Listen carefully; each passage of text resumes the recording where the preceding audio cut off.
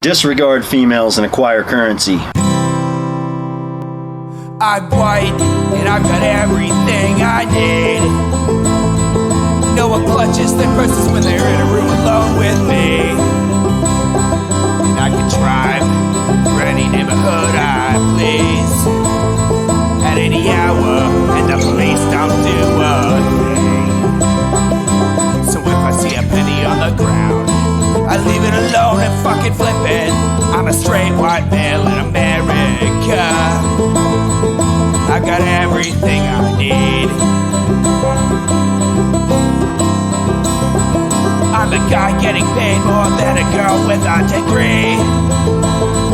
And I can walk down the streets after dark, no one wants to rape me. And I can get a girl pregnant and just as easily flee. Just like my straight white male dad did to me. So if I see a penny on the ground, I leave it alone and fucking flip it. I'm a straight white male in America. I've got all the luck I need. I've got a pile of broken mirrors and I'm walking under ladders and I'm spilling tons of salt, but to me that doesn't matter, cause my skin and my gender and my orientation are the best things to have if you live in this nation. I recommend it highly.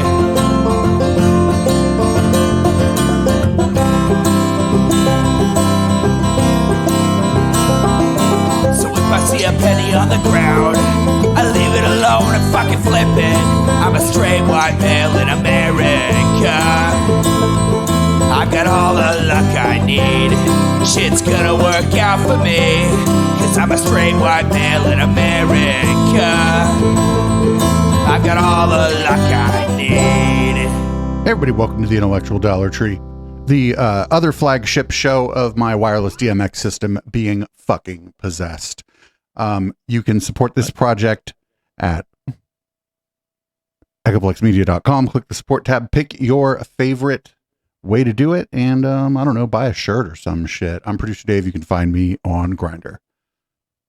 I'm HK Perrin. You can find me on Mastodon at hperrin at port87.social. Also, if you're on eplex.store, that tinfoil hat that Dave is wearing right now is available, and it is the best product we sell. I have one right here. Oh, yours is all nice and clean too. You only wear it for special occasions. It's an amazing hat. I wear it to baseball games. Baseball season hasn't started yet this year, though.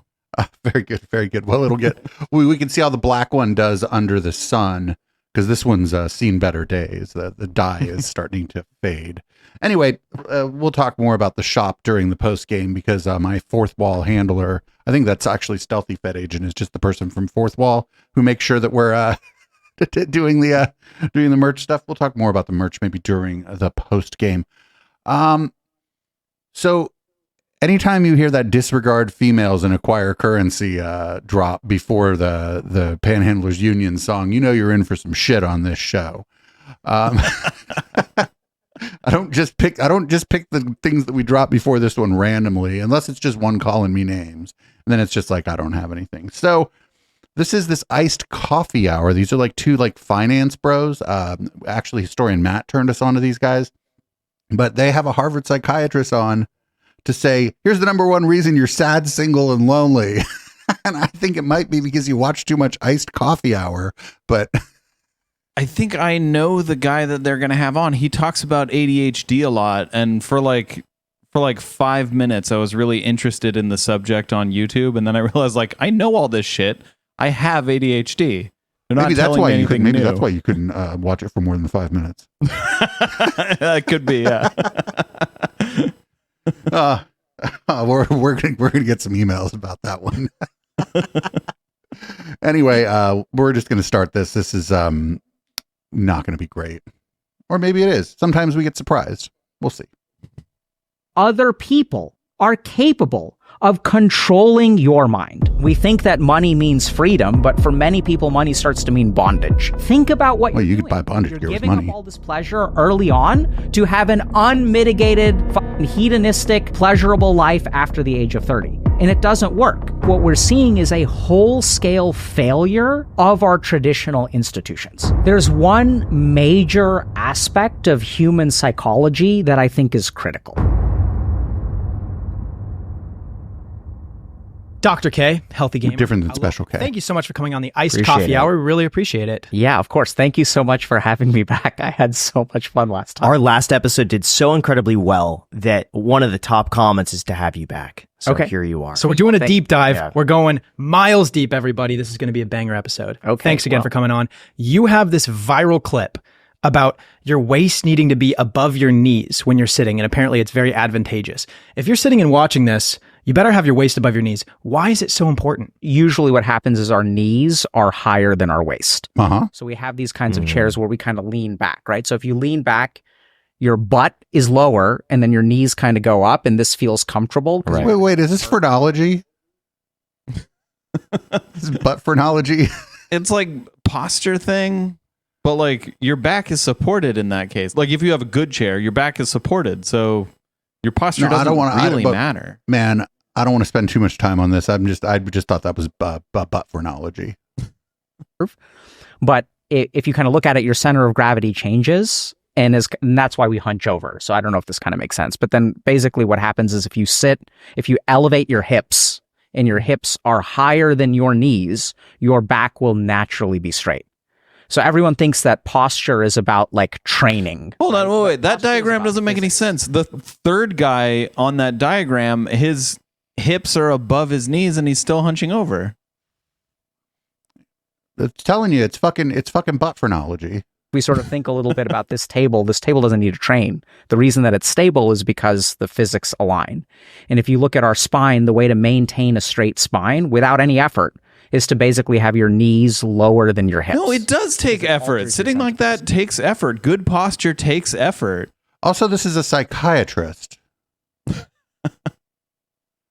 Center of gravity. What's the point of good posture when you really get down to it? Is it just No, it's fucking good for you. If you got to sit all day, what's the point of good posture? You stupid fuck! Like it's called good posture Yes. because it's better than bad posture. Come on. If you're sitting in a comfortable chair that you can lean back in, then as long as your back is supported, your posture doesn't really matter. I mean, if you have bad back support, then your posture does matter because the only way to make up for bad back support is good posture. But like, buy a better chair. Like, don't buy a like $90 chair on Amazon. Go to like a real store and buy a real chair. You hear that actually chat? You hear supports that you. chat? Buy the chair that's on my Amazon wish list. looking better? Or is there a feeling that you have when Well, you so sit there's correctly? all kinds of reasons why you want a good posture. Everything from like biology to spirituality. For example, like on the spiritual end Wait, of the what? spectrum, we You have need this good energy. posture so that your fucking chakras are in line, motherfucker.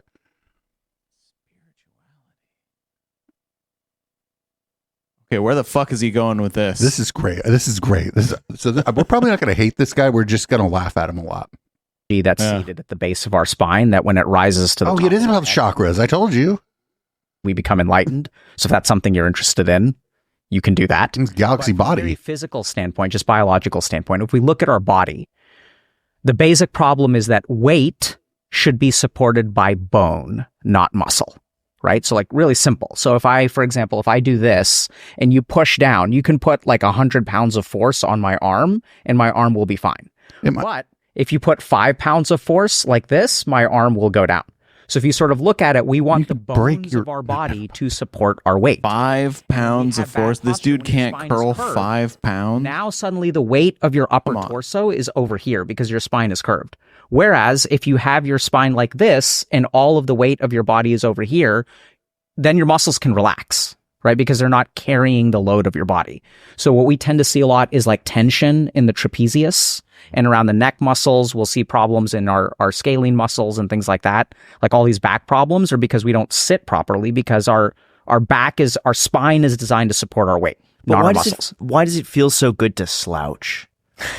It's It- true, it Jack. only- it feels comfortable. no, This no, is I- like, I I'm couldn't so agree more with you comfortable more. like this. I could not agree with you more. I have a problem every time I work. What I do is, especially when I'm reviewing podcasts or researching a guest, I kick up my feet on my desk and I lean all the way back just because it feels so amazing. Yeah. But I feel like I'm ruining my No. So let's understand a couple things. Okay, so why does something feel good? Because that is what that's where our center of gravity and our weight distribution is. That's why it feels good. So let's talk about you for a second. So when you kick your feet doesn't up, make sense. you relax back. That was a you're actually doing nonsensical straightening your statement. Spine. Is this guy also a chiropractor? Because Does that make sense? It feels good because that's where our weight distribution is. No, that's nonsensical. I had no idea this was going to start this way. I thought this was going to be some weird manosphere shit. Go But like now this this. is like some.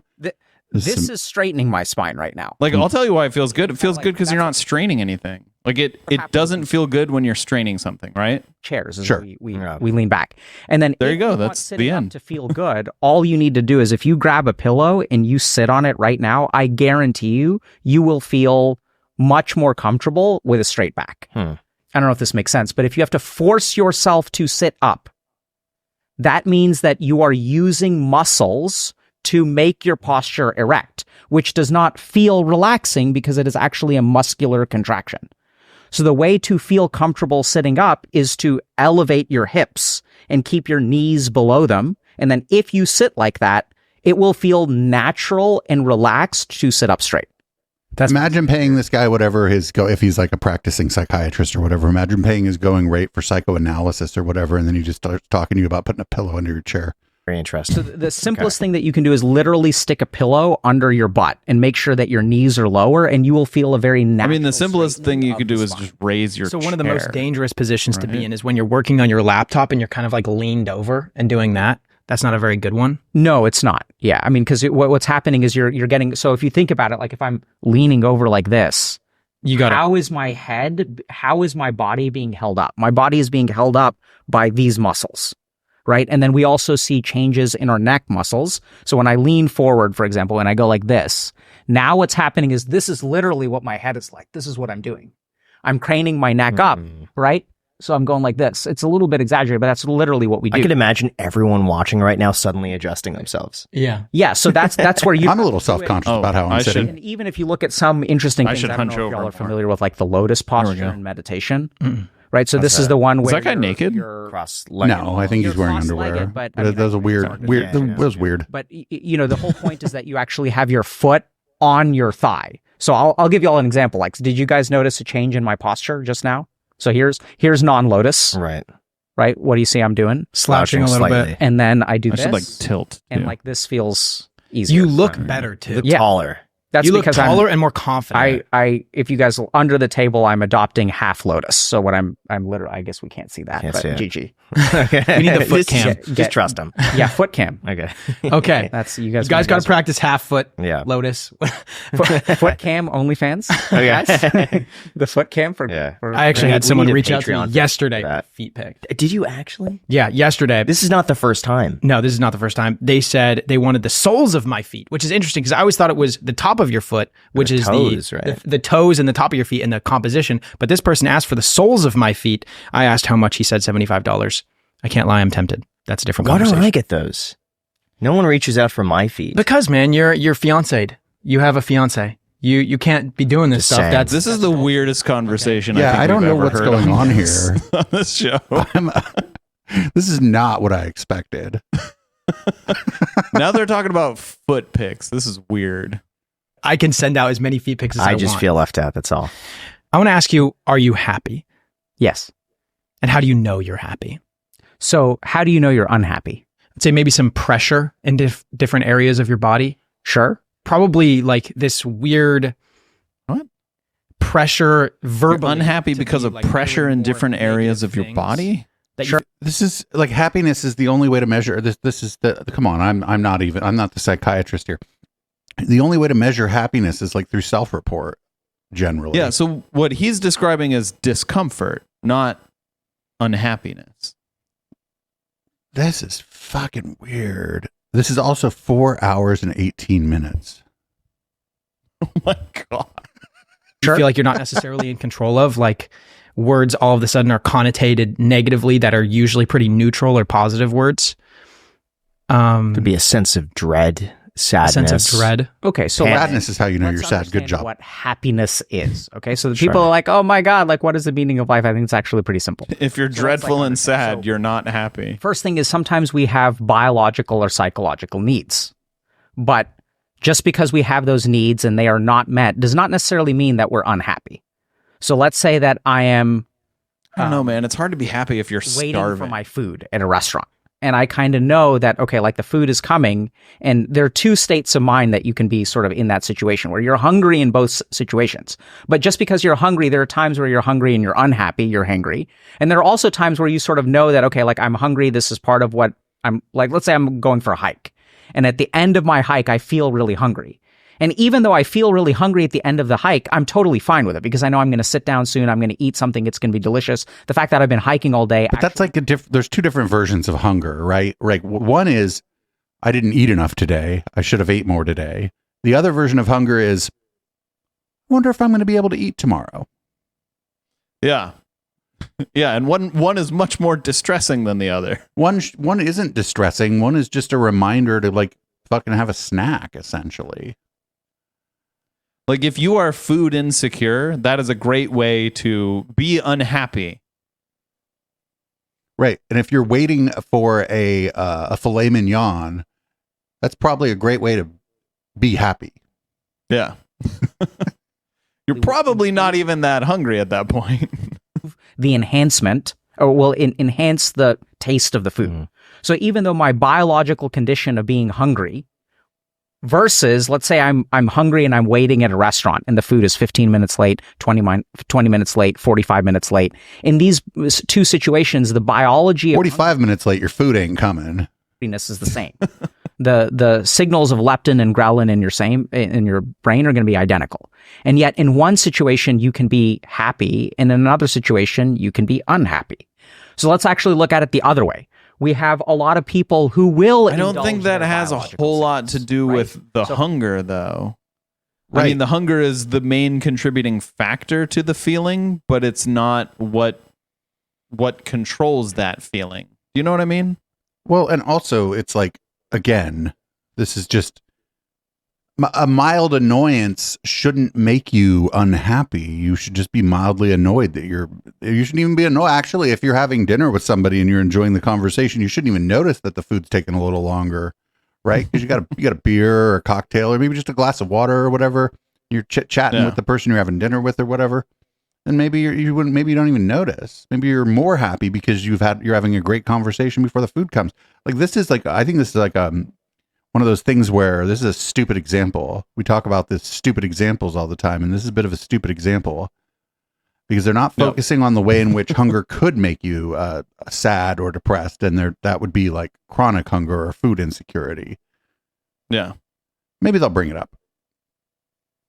If I feel like eating a Twinkie, I eat a Twinkie and then I have some degree of happiness. But over time, the more Twinkies that I eat, the less happy I That's a will great become. slogan for This is what we Twinkie. see with video Twinkie, games. have it's what we some see with degree drug of use, happiness. It's what we see with basically like any kind of physical indulgence. Satisfaction of biological needs does not equate happiness. So then like kind of the question becomes, what do y'all think is the source of happiness? Gosh, stumped us Right? on that one. The source of happiness? Yeah, satisfaction from our biological or physiological needs is not sufficient for happiness, right? And you guys mentioned like, so are y'all I happy? think it isn't it like Yeah, I brain think it- chemistry? It's all brain chemistry, right? Sure, but I mean, like your environment's going to have some impact on that. To an extent, but like you could be like dying in a shitty environment, but if you're like high out of your fucking mind on heroin, you'll probably be happy at that point. You won't once you come down, but at that point, if someone were to ask you, "Are you happy?" and you were able to respond to them, you'd be like, "Yeah." Just because heroin fucks with your brain chemistry, it makes you feel euphoric Well, no matter most what's going on. HK, most people don't use heroin. Yeah, but what I mean, like, what I'm trying to say is that, like, happiness is just a function of chemistry in your brain. And, like, what causes that is the more important question. I'm happy Okay, right good. now. Yeah. So what makes you happy right now? Let's talk about that. I love talking to you. I feel like you have so much information that I just want to absorb. Every time I talk to you, I just learn. Excitement. I'm happy to be here in Austin. We just both took incredible vacations. Graham took his first vacation in years. A proper vacation. A proper vacation, right? Where he wasn't like doing it for work related purposes and just enjoying his Challenges time. of being Same a here. content First creator. one in years where I felt like I could just like do away with work and not worry about it. And I would say that all has like residual happiness in it. Inner peace. I feel like I'm at peace right now. Okay, so let's understand that, right? So you went on a vacation. And were you happy during your vacation? The happiest I've been in my life. Why? So Graham, while we're on the topic of mental health, I accidentally recently sprained my ankle going through Pace Church. I'm the doc, Which makes and date the .com. That's ZOC sponsoring this episode. I thought there was so much like pent up stress and work related, just like not negativity, but just like got to do this every single Sunday, got to post, got to do this on this day, this. And then I finally it was like the first time in probably 4 or 5 years where I had 2 weeks where I could just like, like it's all being taken care of. I don't have to worry about it. Okay, so let's understand that. So like basically it makes sense, right? You were on vacation and that's why you're happy. And human beings like vacations because, and why do we like vacations? Because vacations make us happy. And yet, are you on vacation now? No. That's circular logic. Like the Yeah, you're happy because you're on vacation, and vacations make you happy because vacationing makes you happy. right. It's like not even a circle. It's like a dot. Yeah. The smallest circle possible. Like this guy's just describing like he's saying a vacation where he was able to not work for a while. And yeah, that I don't know if that makes you happy, but it certainly creates the conditions that would be conducive to happiness because you've done something that relieves your stress for a couple weeks.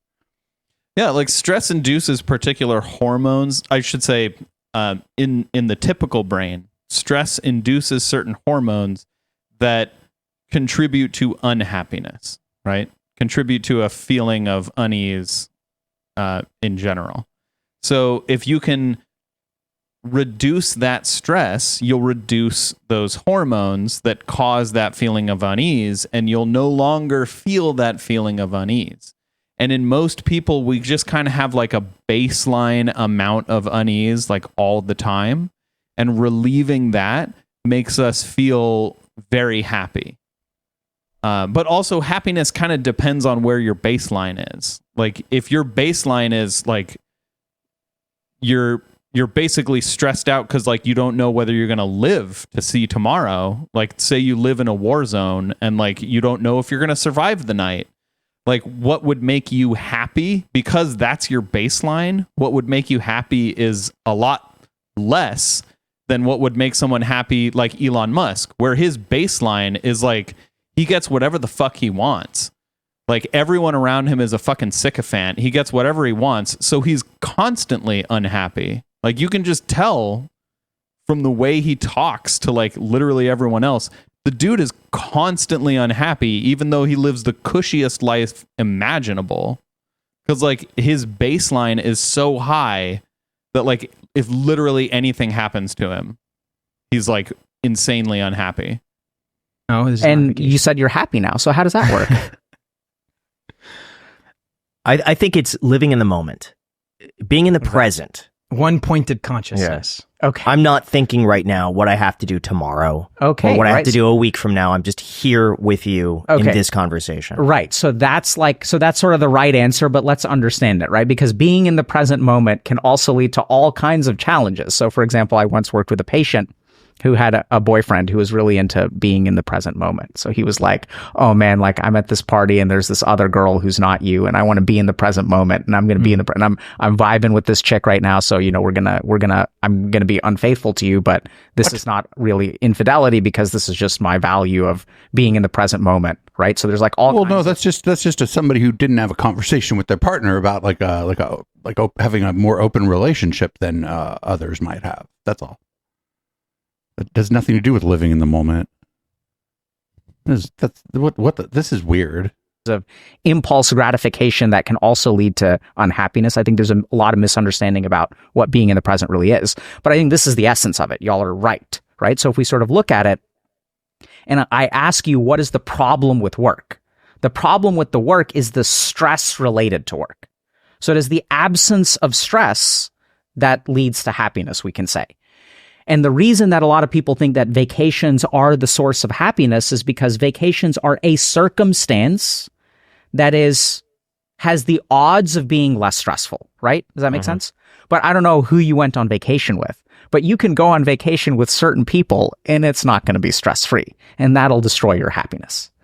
So then the question kind of becomes, okay, so it's not biology. It's not necessarily biological needs being met. It's not necessarily the absence That won't of work necessarily or the presence of destroy work, your because, happiness. Like this is another thing is like everyone is different, right? Everyone responds differently to stressful situations. Some people thrive in stressful situations, and some people can even achieve happiness through a stressful situation. For example, like someone who really enjoys solving problems might have a job that's very stressful where they have to solve problems all day long, but they could enjoy that to the point where, you know, the feeling of having accomplished it, having solved that problem, gives them the happiness that he's talking about, even though they have to go through this stressful path, and they might even like feel happiness during that stressful period. So like everyone responds differently to stressors, to different situations. There's not really any like one size fits all approach to what gives someone happiness. You know what I mean? Well, and in that case, isn't the happiness maybe a function of the accomplishments? Potentially, or it could be that you're happy just doing that. Like it might be that like accomplishing something doesn't give you happiness. It's the friends we made along the journey way to get there. You know, you might not give a shit about like the rewards from doing the thing. You might only care about doing the thing in this moment. Right. So then the question is like, when we say stress, what is the actual nuts and bolts experience of stress? I think I've noticed a stark shift in my general happiness when I felt like I was, okay, let's go shoot this podcast. I want to go do this. I want to go do this. And I feel like I'm like the engine. And now I feel like I've become the oil in the machine, where the engine is going to keep running. And I have to, because I got the golden handcuffs with like an incredible job. And I feel like you feel similarly, where with the main channel, especially, where, okay, I have to post 3 times a week because it pays well. I'm helping out a bunch of people, and I'm not necessarily the engine anymore. I kind of just have to give my input rather than. Are you helping out a bunch of people though? Of the main channel, like always excited to put I out. actually don't know what their main channel is about, and I don't care. I'm going to be honest here. Content.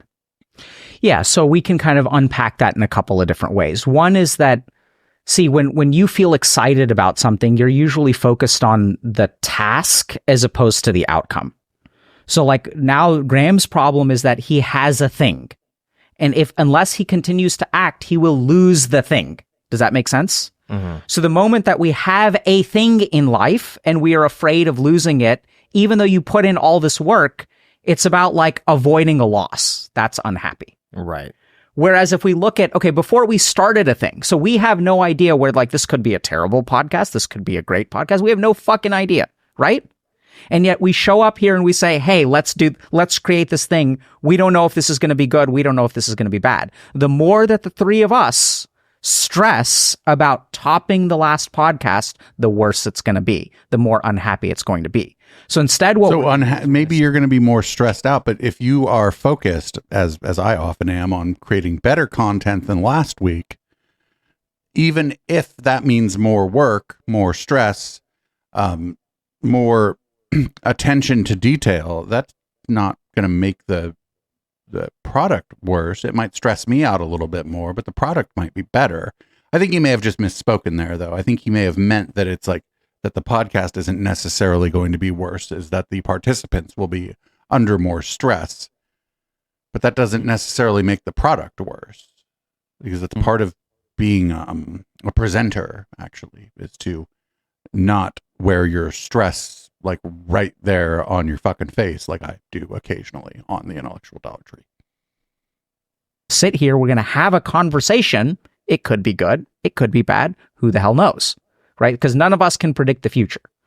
So when we talk about happiness, I think one of the biggest things that we sort of trip up in, which confuses a lot of people, because we think, okay, if I make more money, if I get a promotion, if I have a beautiful job as a podcaster or content creator, right, which are golden handcuffs, how does that work? Everyone strives for this. And even at the beginning, it's fun. So what changes?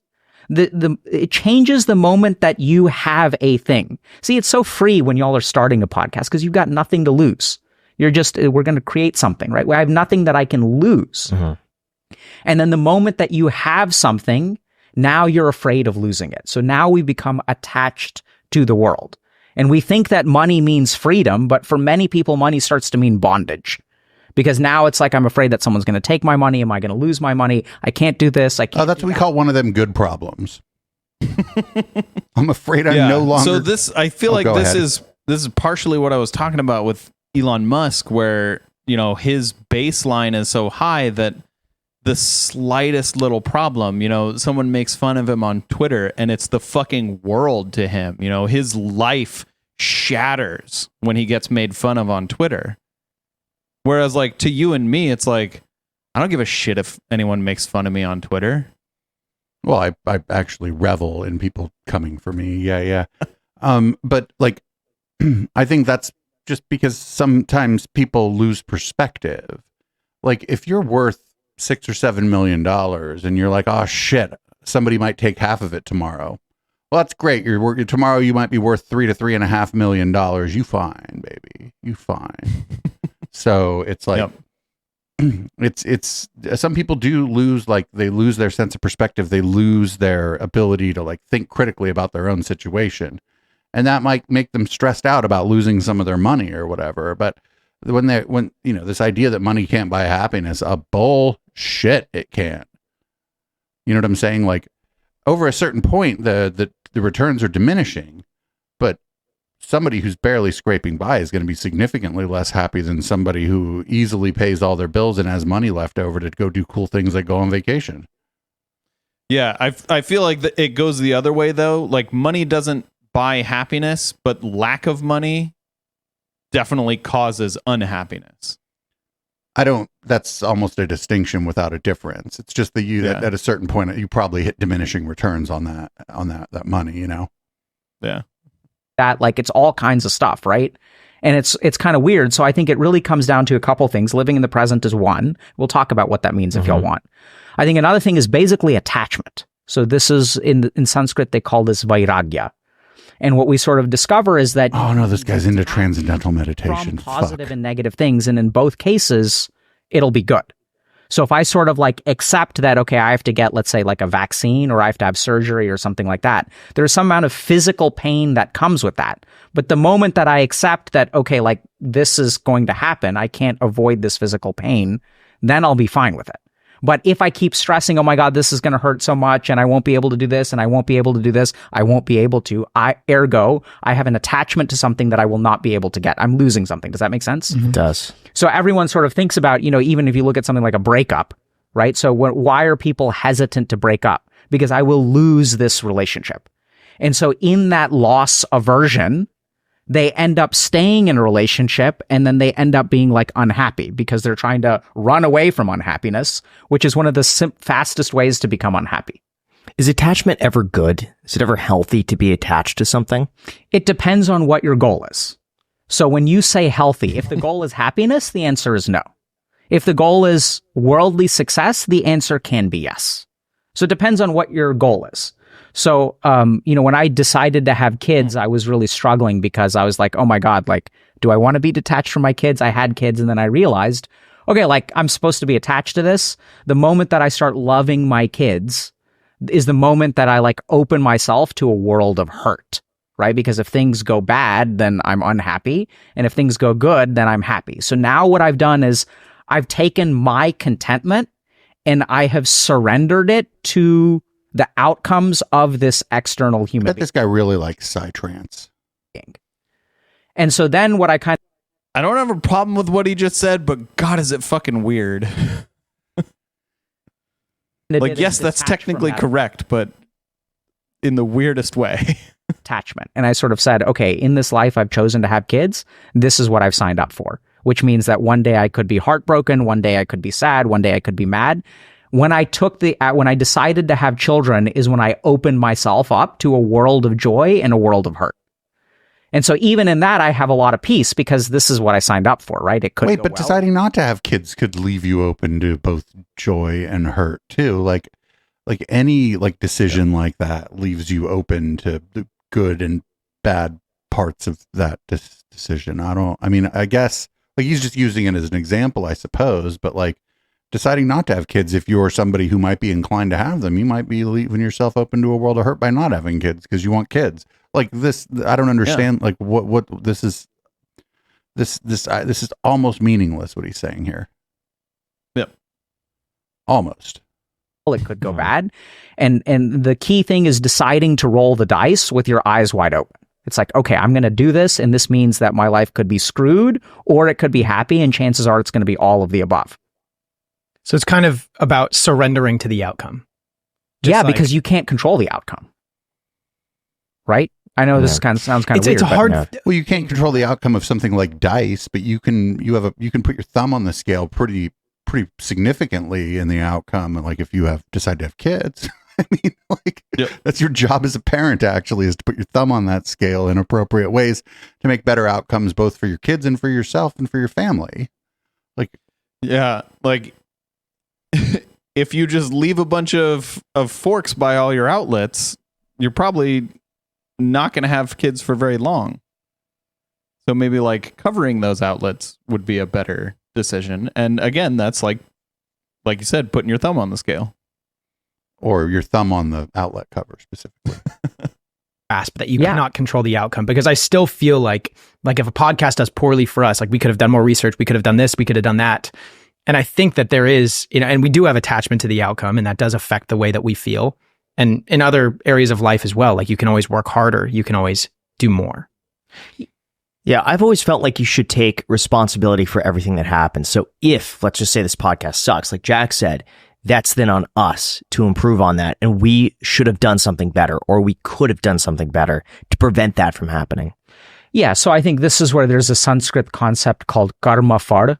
So karma means action and far means fruit. And what this sort of means is that as human beings, all we control is our actions. We don't control the outcomes of our actions. So, and this is kind of like there's a nuance to this, because let's say I plant a seed and I water it every day. Does it turn into a plant? Depends on the seed. Depends on some circumstances. And the conditions, right? Sure. If you water it properly, sure. It's not just the watering, but it's also if you're be the giving it soil. enough sunlight. Yeah. Absolutely, right? So there's a lot of factors that are outside of my control. The other thing is that I could take a handful of seeds, I could throw them out into the wilderness, and I could walk away. Yeah. And will those seeds grow? Possibly. That depends if they're the right seeds for where you're throwing them. And like, if the seeds are for the same kind of plants that are thriving where you threw the seeds, yeah, they'll grow, but you won't even fucking notice them because they're just going to be just a bunch more of the same fucking plant that was there when you threw the seeds. What the shit are they talking? I'm sorry. Like, this is like, you know how they talk about things being like a mile wide and an inch deep? This is without the mile wide part. It does seem like a whole lot of platitudes. Yeah. It's like I said, this guy, I'm guaranteeing you this guy listens to Infected Mushroom. Absolutely. Yeah. Right. So this is the main thing that we don't understand in life, is that we control a lot. So we're entitled to our actions. And so you should take the right action. But I mean, I've seen this so many times where, couples going through marriage counseling, and like one partner in the relationship can basically do everything right. It doesn't save the marriage. Right. So you need both partners trying to do everything right. And you mean like it takes two to tango? Like we have like little kitchen magnets for all the stuff they're talking about. I just realized though they were talking about you can't control the outcome. Well, they have a kitchen magnet like people would have that says, it's got like it's a little folksy thing that's like life is 1% what you make it, 99% how you take it. I mean, these are like these are bumper stickers, man. Yeah, meaningless platitudes. Yeah, a little bit contrived. Too. Mindless platitudes. As a human being, you can't control how invested your partner is in the relationship. That's a choice that they make. So this is what's kind of subtle. I'm not saying that as human beings we can't do something, but even then You if we can't sort of control look at it, that, there are a but lot you of can be human- like, hey, it seems like you're not paying much attention to our relationship here, and I'm like actually right now I could really use some relationship maintenance because I'm I'm struggling with some other stuff. So you can't control that, but again, you can put your thumb on that scale if you're in a functional fucking relationship. Yeah, like it does seem like he's saying like you have no control, just give up. And it's like that's you don't have absolute control, but you do have certain control. That's a Like great your bumper partner's sticker. probably not going to be so into the relationship if like you just like disappear for 6 months. So that's a great bumper sticker, by the way. You have no control, just give up. That's what they should have on a fucking magnet and some middle-aged, instead of live, laugh, love, it's like you have no control. Give up. Yeah. But like if you just go fuck off to Europe for 6 months, like, and you leave your partner in like, if you live in like the middle of America and you just leave them there, like your partner's going to be like, you left for 6 months. I moved on. Like you definitely have certain control. This is weird. This is weird. I think this guy is, thankfully this guy, it says Harvard psychiatrist. So I presume he's not seeing patients. I assume, and that's probably good. Because if this is the kind of advice he's given his patients, that would be weird. Also, like a psychiatrist primarily just prescribes medication. You would see a psychologist or a therapist for the talk therapy part, mostly. So I think this is more like this is just some spiritual mumbo jumbo. Yeah. Human beings, let's say money, right? So there are some human beings on the planet who work very hard and therefore we think get a lot of money. But there are a lot of human beings on the planet who don't work very hard, who end up with a lot of money. So how do you like reconcile that? And notice how the human being who works very hard and doesn't really ever manage to get ahead, that they're not even part of the fucking conversation. Right? Like how does that work? So I think kind of the TLDR, which you're right, it's hard to understand and we can get into more details if y'all want. But, basically, if you really look at it, all you can control are your actions. Like y'all worked really hard to set up this podcast, but what if I showed up hungover? That's not in your control. So you can optimize all kinds of things, but there's going to be some element that you don't control. And in my experience, it turns out that element that you don't control is probably... Wait, is he trying to suggest that you can't podcast hungover? Also, like you can plan for those kind of things. Like that's the whole idea behind like contingency plans, backups, like all of these kind of like there's entire fucking industries about these. Like, what do you do in case of some failure of some system? Like there's this is absolutely something you can consider and something you can take care of. And if your guest shows up fucked off hungover, you just start cracking jokes about how fucked off hungover your guest is. It's really, you actually have a great show because they get to be, especially if it's like some kind of like accomplished person or whatever, they get to be like, yeah, oh man, I'm supposed to come here and tell you all this wisdom shit. My head really hurts. You could have a fun fucking show, right? Like Yeah. But that would require that the people not take themselves so incredibly seriously. Which Yeah, I believe, feel like they're not going for fun in this show, though. no, and we're trying here, but and neither of us are hungover, I don't think. percent, which a lot of people don't understand, which is fair enough. That's a really hard pill to swallow. I feel like in today's culture where Snort it. everyone says that you will be happy when you get the Lambo, when you end up running a business, when you have the hot wife or whatever. Does when you're in, everyone say that? I feel like the same people saying that were the same people saying it like 50 years ago. Well, and that's just the pool these two are swimming in, right? They're like finance influence bros. So that's the pool they're swimming in. And to be fair, from what I've seen of them, they're like better than most finance influence bros because they're not telling you that actually. Okay, yeah. But like, I feel like the majority of people, if you ask them like, will a Lamborghini make me happy? the majority of people would say like, no, you shouldn't pursue things like a Lamborghini. You should pursue things that like make you better, make the world better, like or fulfill your needs and desires, not like, worldly wants. I Like think that's most not what people most would people answer like I that. think that's not what most people would say, but I don't think that most people would say I couldn't afford the maintenance on a Lamborghini. So no, it would just make me unhappy. I just don't think it's most people that would say like, yeah, you should just go after money. Okay, well, we could talk forever about what most people would say, I suppose. Okay. A non-monogamous relationship, you have 10 wives. Like, everyone says that that's what's going to make you happy, but that's all completely outcome oriented. And to shift sorry, that what? over into not, surrendering to the outcome. Everyone says having more than one wife will make you happy? No, absolutely not. That's a given in the pools they're swimming in, HK. These are finance bros. Do finance bros even say that? Yes. We're not. Hey.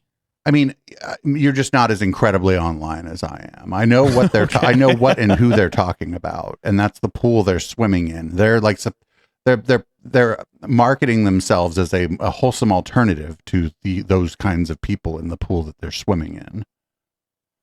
So Okay. So that's the pool they're swimming in. So that's why he would say that.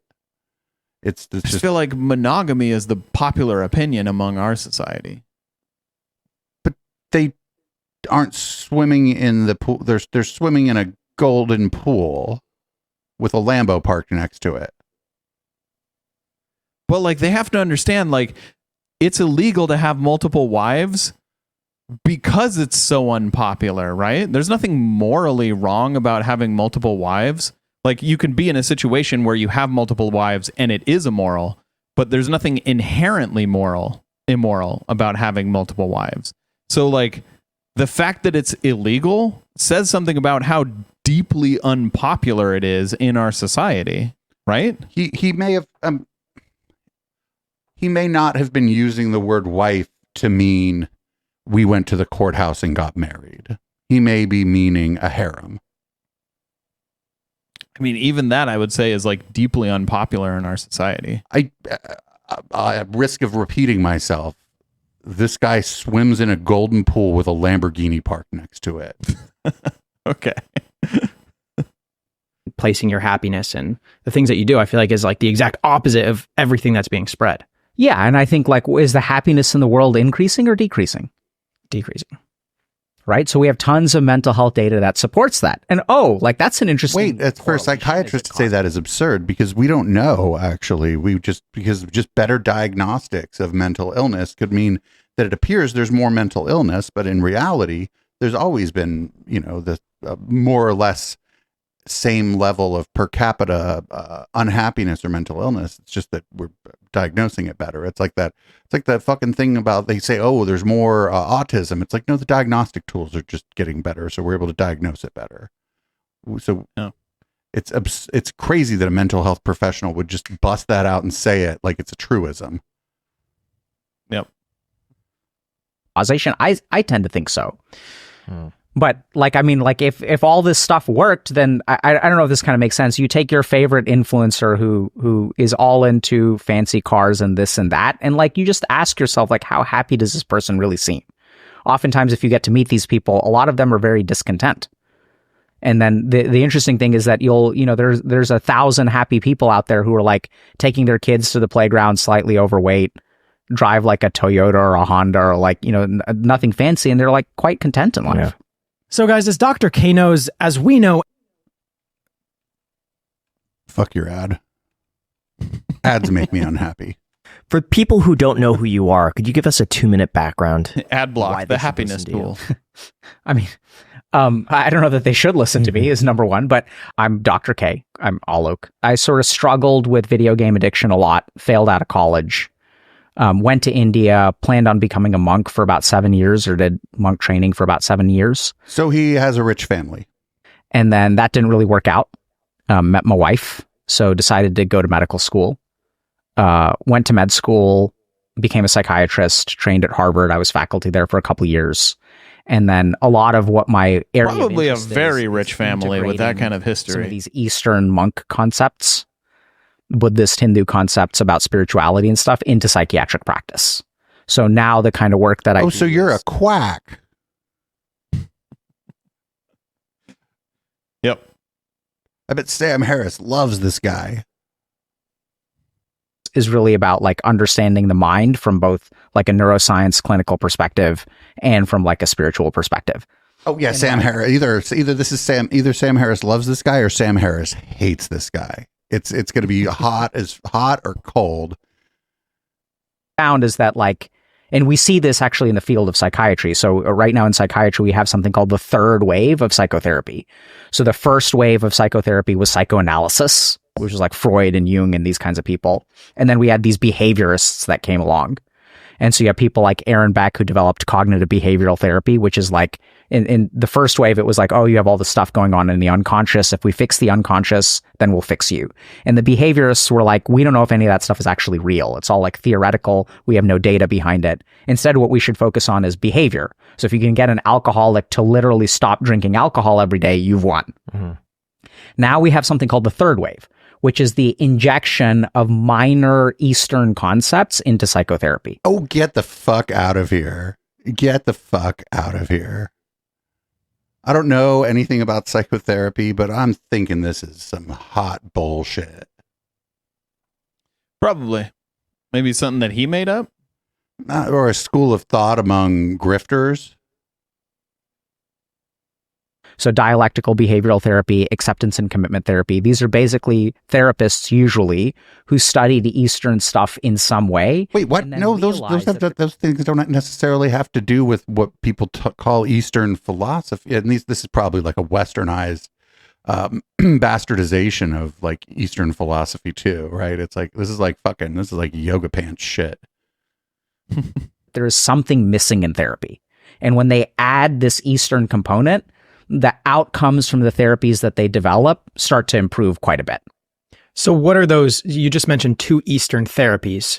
Can we break those down a little bit? So let's say someone is struggling with some sort of mental illness. Yeah. Okay. Let's say like an eating disorder or something like that. How can you impose Eastern based therapy into somebody like that? So let's take the example of dialectical behavioral therapy. So dialectical behavioral therapy is something that is designed to look at something called the dialectic. So a lot of people struggle with like opposite things being true. So for example, like if I'm angry at you, it's very hard for some people to believe that I love you at the same time. So to Wait, hold what? 2 opposite Why things, would that be hard? No, you get the angriest at the people that you have the most invested in when they fucking disappoint you. Come on now. You definitely get the angriest at the people that you love because you expect more of them. I feel like the worst thing you could be about someone that you love is apathetic, right? I guess. But like this is I can't believe this. I can't believe what he just said. The people can't believe like what is this motherfucker talking about? Yeah, you're most likely to get mad at your at your partner because you expect more of them than just some rando walking down the street. things to be true at the same time is very difficult, right? Is this person good or is this person bad? And generally speaking, the challenge is that we fluctuate between the two. So if you have an unhealthy relationship, the reason that you stay in it is because sometimes the relationship is really good and sometimes the relationship is really bad. And then people really struggle. They're like, should I stay in this relationship? Should I break up? Like, should I stay or should I go?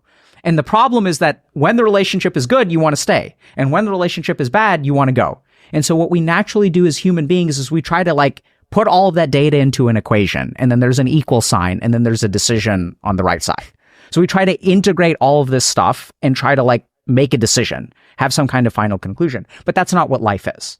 So dialectical behavioral therapy trains people to understand that two opposite things can be true, that a relationship can be both healthy and unhealthy at the same time.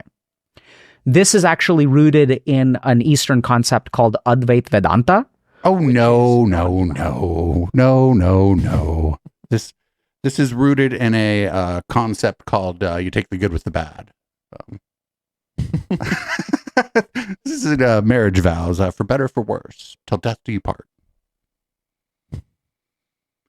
This is, oh man, I hate this shit. I hate this stuff. This drives me fucking up the wall. I didn't know this was going to be this garbage. So if I were to say, like, is this cup a good cup or a bad cup? It's a cup.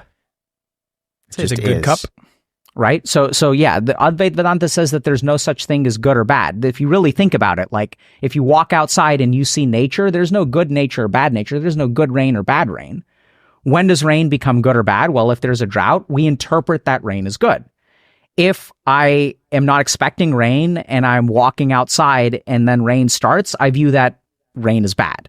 So if you really look at it, good or bad is created by the human mind. It is not an intrinsic quality of reality. And the more that you realize that good and bad is created by your mind, suddenly you have the power to create good or get rid of bad because it's created in here.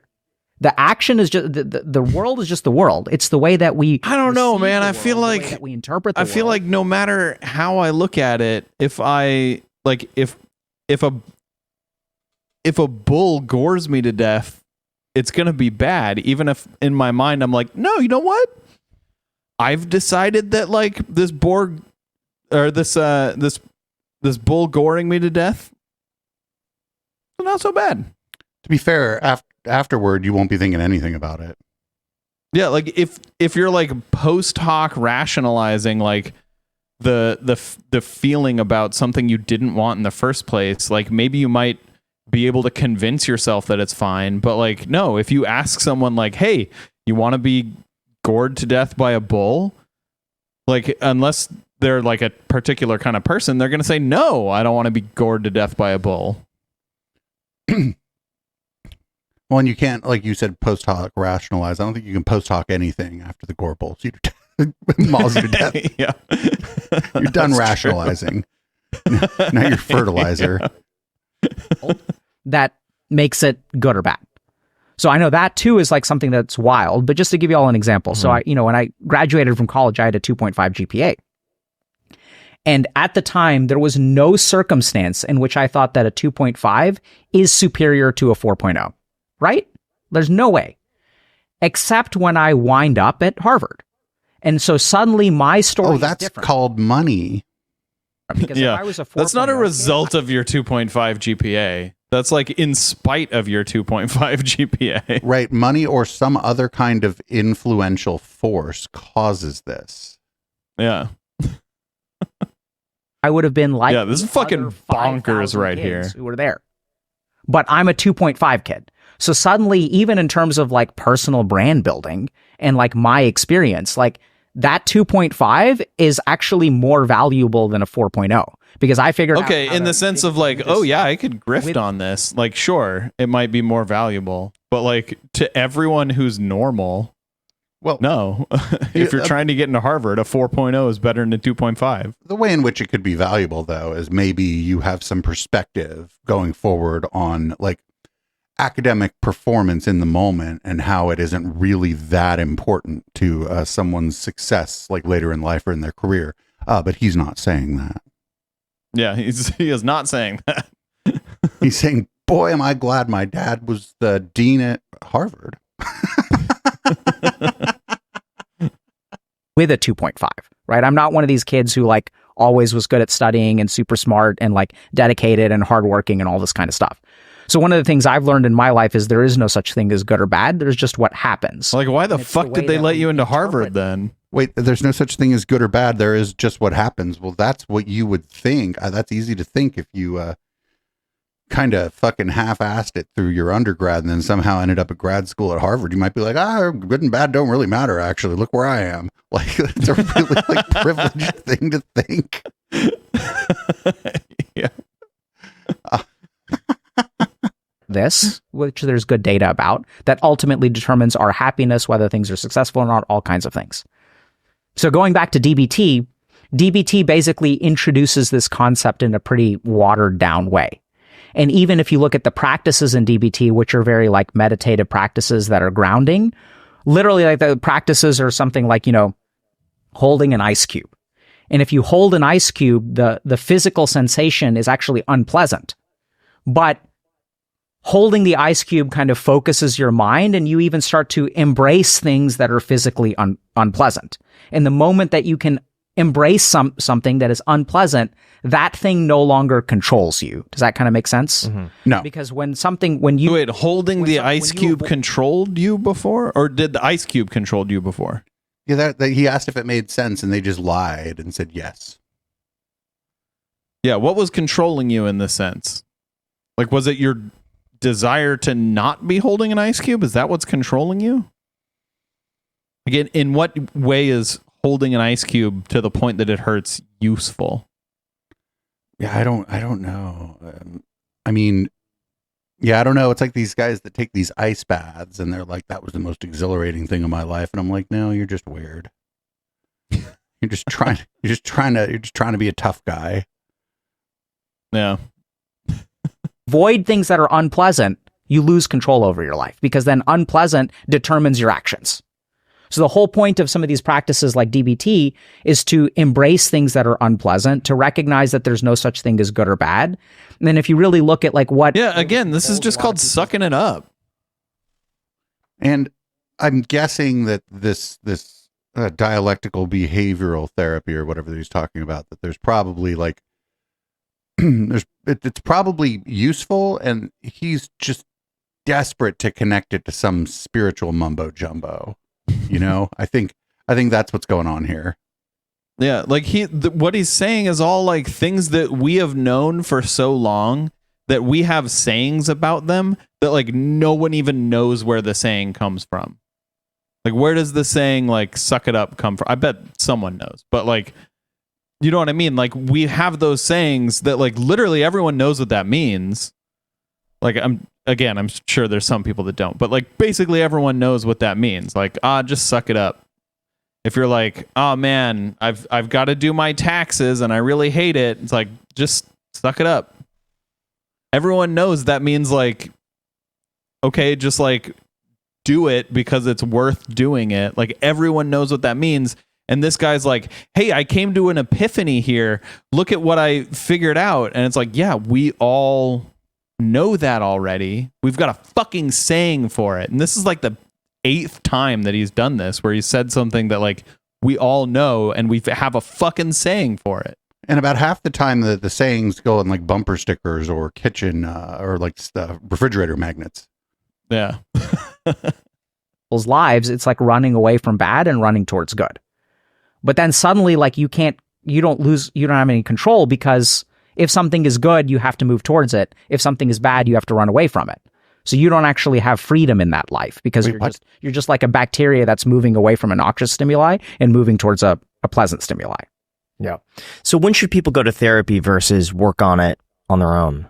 So I think that there's a very common misconception about therapy, which is that therapy is about treatment. So the first thing to understand is that as a clinician, the diagnostic value that I bring is like 50% of the value. So I think that, we should probably have a society where people have like, we have annual physicals, right? Which is like once a year, we just check you out. But if we really look at society today, a 21-year-old doesn't need a physical evaluation on a yearly basis. What we need way more is a mental evaluation on a yearly basis. So I think one thing to understand is I think basically everyone should try therapy, whether you think something's wrong with you or not, because the whole point is that a therapist can tell you, okay, are there problems here which we can work on? Are there ways that I can help you? Is there something actually going on? Some of the most sad experiences I've had in therapy are people who come in for one problem and then discover that there is something that they thought was completely normal, which has been like wrong their whole life.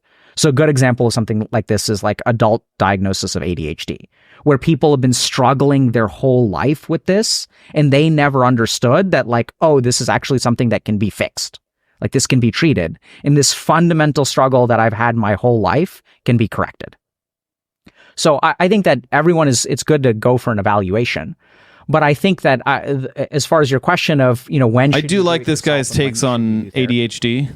as someone who was diagnosed as a child, so I don't have the perspective of someone who's, who had to receive the diagnosis as an adult.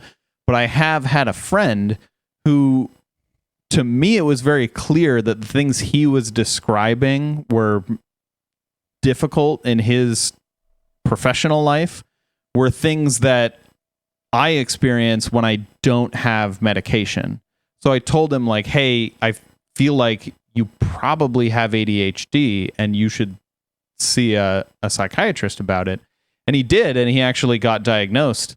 And I do like this guy's takes on ADHD. I've heard him before. So I'll probably end up agreeing with him a lot in this segment. But yeah. And I, I like the idea of, if you do a yearly or twice a year physical, you may as well do some kind of a mental health check too. But most people don't even do the physical one. Yeah, unfortunately. Therapy, I don't think that I don't see it that way. So I think that therapy is to be done in conjunction with what you do yourself. So the worst cases I've had of therapy patients are when people come in and they're like, therapize me. Whoops. Right? They're like, just fix me. Yeah. And when they don't put in the effort, like I can't, I see them once a week and then there's 100 whatever hours that they're awake during the week where they don't do any work and it doesn't do any good. Some people are in therapy for a decade and they just show up expecting the therapy to be done in the room and they don't make changes to their external life, which doesn't work. Yeah. What do you think about NLP? I was listening to a podcast with Tony Robbins who said, "Oh, of course you were." A person who went in with a fear of snakes and they had been working with a therapist for 10, 15 years and they're still just as afraid of snakes. And Tony Robbins claims that in 30 minutes, he cured her fear of snakes on stage. Yeah, but Tony Robbins is a fucking liar. And a con man, a grifter, a charlatan. So you might want to take that into account. NLP. What are your thoughts on something like that? I think we sort What of is know that the NLP? science, Neuro-linguistic NLP? programming. What does that mean? It was just on the screen. I'm not going to try to define it actually because I don't have the vocabulary to define it. Okay. Is kind of pseudoscience.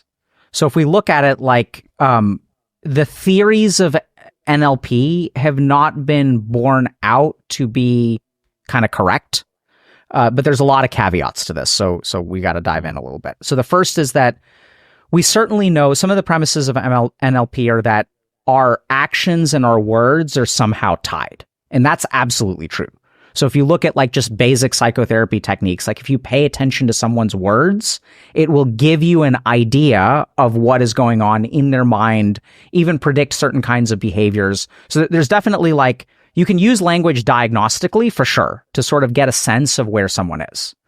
Now, when you look at something like Tony Robbins curing someone of their snakes, I think that that's probably real. So like in the sense that Curing them of their snakes. I love the way he put that. That's just cured great. Got snakes? Not anymore.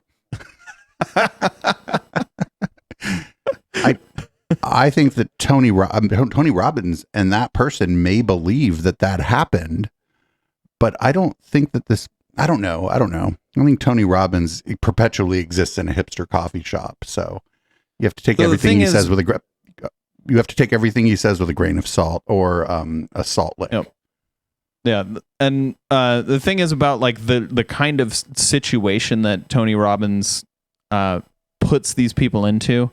There's so much pressure on them because they're in front of a giant crowd and they're there. They've paid money to be there. Everyone's paid money to be there. And Tony Robbins is telling that, it's the same kind of thing with these preachers that put their hands on people and say like, I, in the name of Jesus, I cast this demon out of you.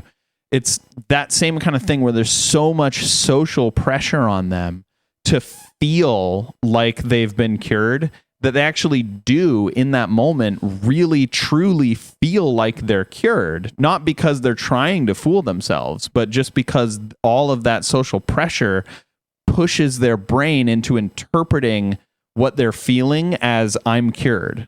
You know what I mean? Yeah, it's like a sort of almost like that cold reading shit too that John Edward used to do. The people in the audience are going to be primed the incentive is going to be there to tell the guy that he's right, even if he's just kind of in the neighborhood, because they're on TV. There's a crowd there. Everybody went there. Everybody there probably believes in this stuff. It's like the same idea. Yeah, this guy's not communicating with your dead relatives. It's just that the incentive is there for you to act as though he's telling you things that might indicate that he is. Yep. Yeah, this is the difference between like something being done as a show and somebody actually working with you because you have a phobia maybe that is negatively impacting your life. I think if you're afraid of snakes, I think that's, maybe something you could work on if there's just snakes everywhere where you're at. But otherwise, like, I don't know, I live in a suburb. There aren't fucking snakes everywhere. If I was afraid of, I'm not even sure if I am or I'm not afraid of snakes, honestly.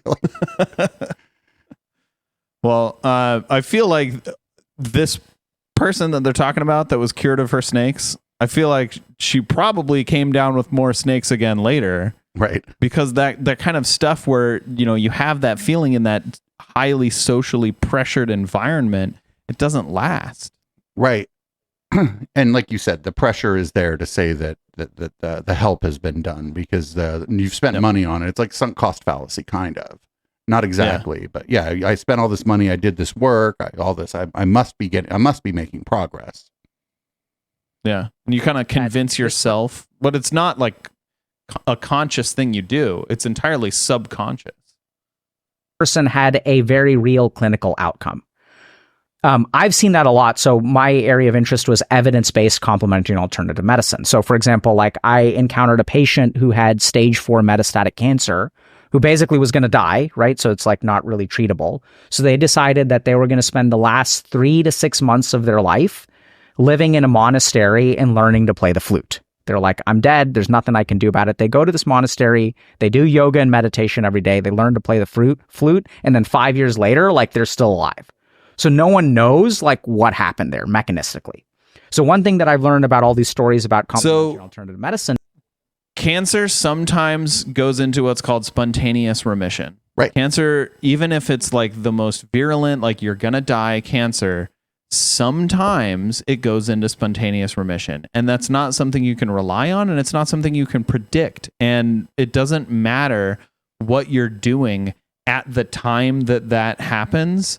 It just happens sometimes, despite what you're doing. You could like, if let's say Steve Jobs, right? Steve Jobs died of pancreatic cancer.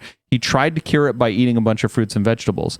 What would have happened if he had this spontaneous remission and didn't die of his cancer? He would have attributed that, remission of his cancer to eating fruits and vegetables. And then he would be out here today selling iPhones and telling people to cure your cancer, all you got to do is eat fruits and vegetables. And there's a bit of a sampling error here too, because if you are engaged in what people refer to, what these quacks call like allopathic medicine or whatever, and your cancer actually goes into remission in a way that maybe is like a spontaneous remission, right? Where they're like, oh, well, this probably, this isn't going to work or whatever, we're just doing things to relieve your pain or whatever. You might attribute that to just regular medicine, and now nobody's going to talk about it. Right? Like now yep. No miracle happened, right? Because you didn't go play the flute. Yep.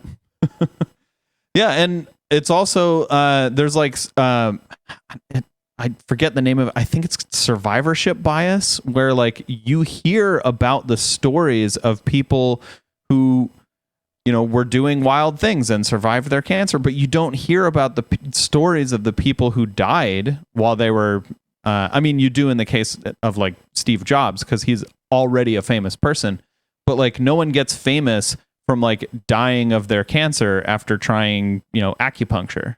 Right. And the reason you don't hear about it is they're not here to tell you about it. Yep.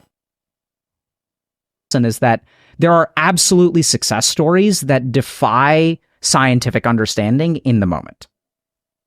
The challenge, though, is if we're looking at whether something is scientific or not, the question is one of reliability.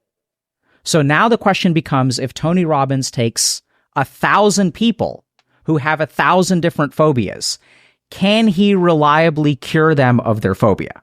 And then the next question becomes, if this is really NLP, then theoretically we should be able to teach it to 1,000 other people who should have the same success rate as Tony Robbins does.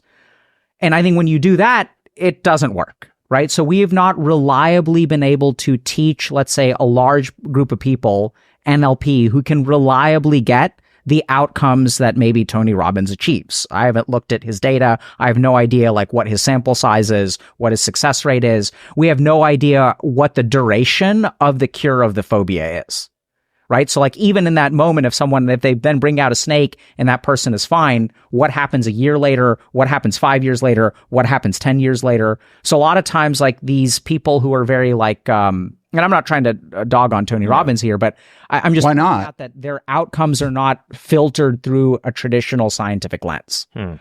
And so the mechanisms don't seem to be 100% correct from what the NLP theorists do. I think that people who do NLP will frequently get good outcomes with certain people. But the question is, what is really the mechanism of that? And we don't really know.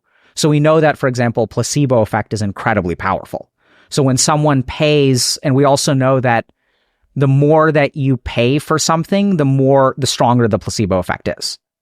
So if someone pays like 10 grand to go to this person and really believes that things are going to be really powerful. So I've seen like spiritual gurus in India that people will go through a lot of, they'll travel all across the world. They're disabled. So they have to like trek up to some mountain and then they see this person for 5 minutes. The guru touches them and then they're like cured. I've seen that kind of stuff. Yeah. So I think that there's all kinds of mechanisms around belief and faith and like all kinds of other stuff that seems to be responsible for clinical improvement, but not in a reliable way. So that's the real challenge. So don't you think that then still makes it a treatment if someone truly believes it's going to work? No. Doesn't then that just... Yeah, that's literally what the placebo effect is, man. No, that doesn't. It's not a treatment. That literally makes it a con. It's a con. Yeah. That's like what a con It's as is. good as a sugar pill, That's which like, is to say not good. That's when they say con man, it's short for confidence man. That's now you are confident that because of the way they've talked to you, they're confident and now you're confident and now you believe it worked. That's how that works. Like, no, that's not a treatment. That's a con. Yep. Yes and no. Yeah, I did like this guy's answer to that. That was good. Especially like he was talking about the expense factor, where the more you pay for something, the more likely it is that you're going to feel like it worked. Right. And truly believe that it worked. What I don't like is that he just refused to fucking throw Tony Robbins under the bus. Like, yeah. Don't be ashamed to dog on Tony Robbins. Like, or any other grifter. Yep. 100%. But yeah, I mean, there are some people who have even sort of talked about. So there's one person when I was doing research at Harvard. There's this great guy named Ted Kapchuk, and Ted Kapchuk he's trained in traditional Chinese medicine, but he's also faculty at Harvard. So he does placebo research, and his research is super cool. So did you know what kind of medicine they practice in China? Not traditional Chinese medicine. Modern medicine, in fact. In fact, the tradition of Chinese medicine is very much like the tradition of medicine in the rest of the world, where they tried to like find treatments for things. This is some ancient Chinese secret bullshit. How come there's no there's no market for like traditional European medicine where like, oh, you have a cold? Here, put these leeches all over your body. Yeah, do some bloodletting. Yeah. I mean, I'm sure there is a market for that, but it really does seem like the traditional Chinese medicine market is like, it's so big among like specifically American Westerners, but I'm sure like a lot of Westerners. Like, there's such a big market for people thinking like, oh, this comes from traditional Chinese medicine, it must work then. Even though it's like, that's called like Orientalism, essentially, is where because something is from, well, we don't call it the Orient anymore, but the term Orientalism has like lived on. It's the idea that because this Chinese culture is older than ours or whatever, they must have fucking secrets from the past. And it's like, well, no. In the past, just like in other places, life expectancy was shorter. Like, if they had a secret, if they had a secret, well, then why people be dying early? Yeah, like the whole like explanation of like chakras and all that is just as good as the explanation of like the four humors, which is to say not good at all. That's not how bodies work. Is he'll go to someone and he'll say, I'm going to give you something that's a placebo. And then he says, we also have all this data that placebo can potentially improve your symptoms and can even like cure you potentially.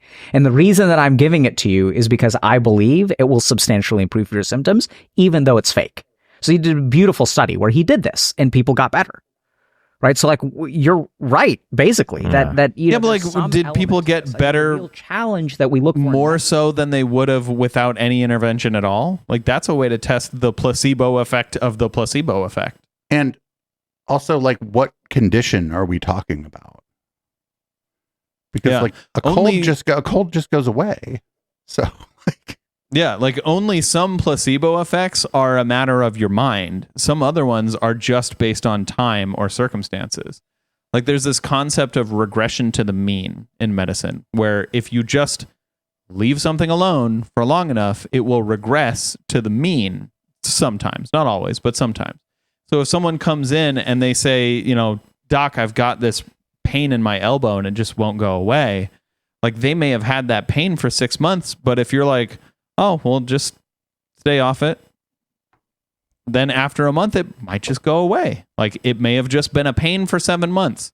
But if the doctor's like, oh, let me give you this fake pill and then it goes away in a month, then you're going to say like, oh, it was the fake pill that did it. When like, if you didn't give them a fake pill at all, if you just said, well, stay off it, and then it would have gone away anyway. Right. The problem here is the counterfactual of what you didn't do, which makes it really hard to like get anything concrete about any of this stuff anyway, because there's a ton of things you didn't do and you don't know if any of those things you didn't do would have seemed to give the same effect. Yeah.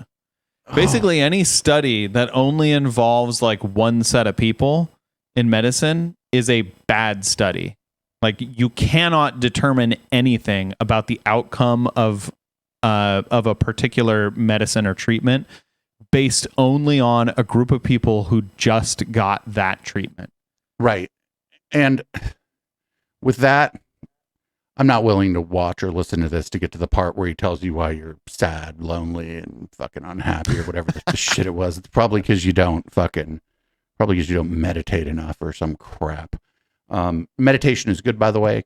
People meditate in many different ways. It doesn't have to even be formalized. Just having a quiet moment with yourself before you go to bed might be a form of meditation. Grooving out, listening to some music might be a form of meditation. Dancing might be. Meditation's great, but everybody does it a different way. You don't have to formalize it. But yeah, I thought that was going to be something other than it was. It was. I thought even it was going to be less infuriating, but then I started to get kind of annoyed with that guy. I was like, "You're sir, you are annoying me now." I would say he is definitely not the worst we've had on the show. Well, that's a pretty high bar. Yeah, true. But yeah, a lot of the stuff that he said was basically bullshit. And him, or like, you know, it was simplified or dumbed down enough to the point that it was bullshit, and he wasn't going into nuances that would have made it not bullshit. And him attributing like different forms of psychotherapy to spiritual practices is just flying awful close to that fucking plane Xenu flew and dropped the H-bombs on the volcanoes in. You know what I'm saying? Just getting awful close to Xenu there, and not in exact content, but in the form of the content. Right? We weren't too far away from body thetans in some places there. Yep. Well, that's the show. You want to read it out? All right. Thank you for tuning in. This has been not How the Tech Are You. This has been the Intellectual Dollar Tree. We do this show every week on Wednesday at 7 p.m. Pacific right here on twitch.tv/Echoplex Media.